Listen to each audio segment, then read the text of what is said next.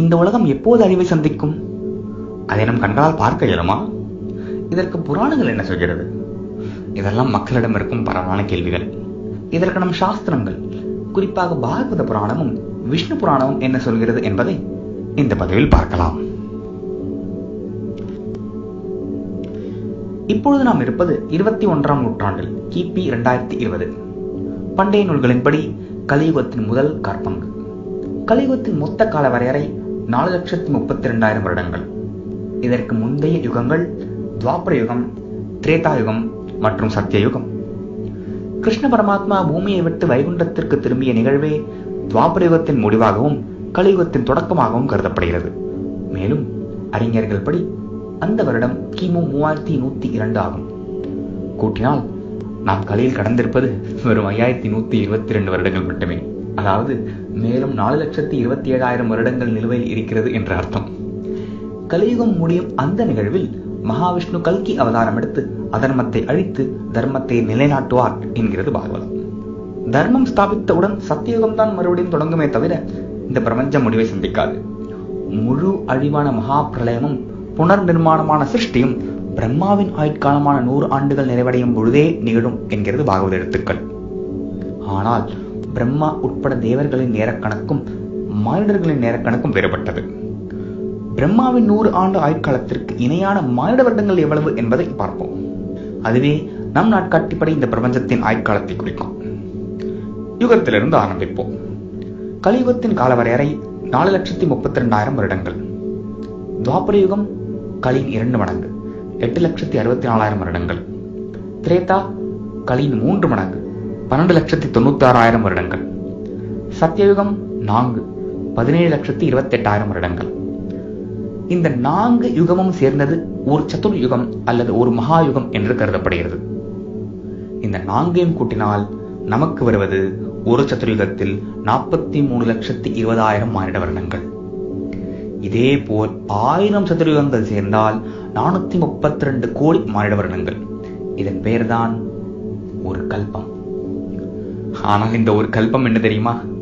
பிரம்மாவின் ஒரு பகல் மட்டுமே. பிரம்மாவின் இரவு மற்றொரு கல்பம்.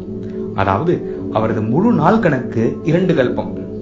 இதே போல் அவரின் ஒரு வருடம், இதே போல் அவரின் 100 வருடம். பெருக்கினால் 432 கோடி 2, 360, 100, 311 லட்சம் கோடி மானிட வருடங்கள். இதுதான் பிரம்மாவின் ஆயுட்காலம். சரியாக சொல்ல வேண்டும் என்றால் இது பிரம்மாவின் பதவி காலத்தை குறிக்கும். முடிந்தவுடன் மற்றொரு பிரம்மா அவரின் பணியை தொடர்வார். எப்பொழுது இந்த வருடங்கள் முடிவுக்கு வருகிறதோ அப்பொழுதுதான் மகா பிரளயமும் சிருஷ்டியும் ஏற்படும் என்கிறது சாஸ்திரம். இது தவிர ஒரு கல்பம், அதாவது 1000 சதுர்யுகம் என்று பார்த்தோம் அல்லவா, அதை 14 மனுக்கள் சேர்ந்து ஆட்சி செய்கிறார்கள் என்பது ஐதீகம். வகுத்து பார்த்தால் ஒவ்வொரு மனுவிற்கும் ஆட்சி செய்ய 71 சதுர்யுகங்கள் கிடைக்கும். இந்த 71 சதுர்யுகத்தின் கால வரையறைக்கு ஒரு மன்வந்திரம் என்று பெயர்.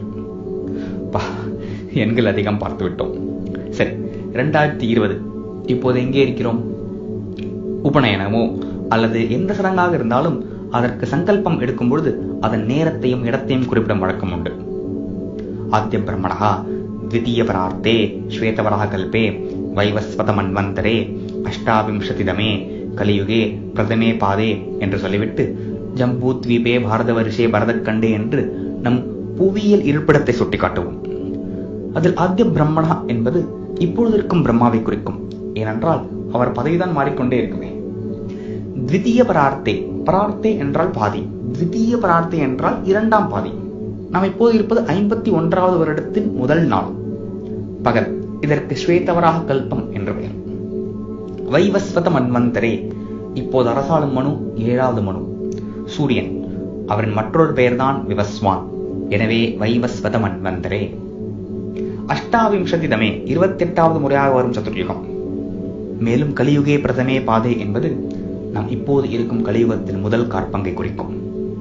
இந்த சங்கல்பம் மேலும் தொடர அன்றைய நட்சத்திரம் வரை சொல்லி சங்கல்பம் எடுக்கும் வழக்கம் உண்டு.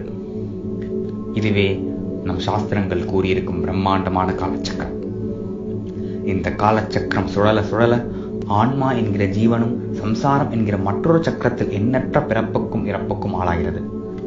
புனரபி ஜனனம் புனரபி மரணம் என்று மீண்டும் மீண்டும் பிறந்து அழிந்து வட்டத்தில் சுழல்கிறது. மோட்சம் என்கிற நித்தியமான இலக்கை எட்டும் வரை. இந்த பதிவு உங்களுக்கு பிடித்திருந்தால் பாகவத புராணத்தில் இருக்கும் வாழ்க்கையின் விடுகதை என்ற வீடியோவும் உங்களுக்கு பிடித்திருக்கக்கூடும். நம் சேனலில் அவசியம் பார்க்கவும். இதேபோல் வீடியோக்கள் காண மறக்காமல் பாம் லீஃப் ரைட்டிங்ஸ் சேனலை யூடியூபில் சப்ஸ்கிரைப் செய்யவும். நன்றி.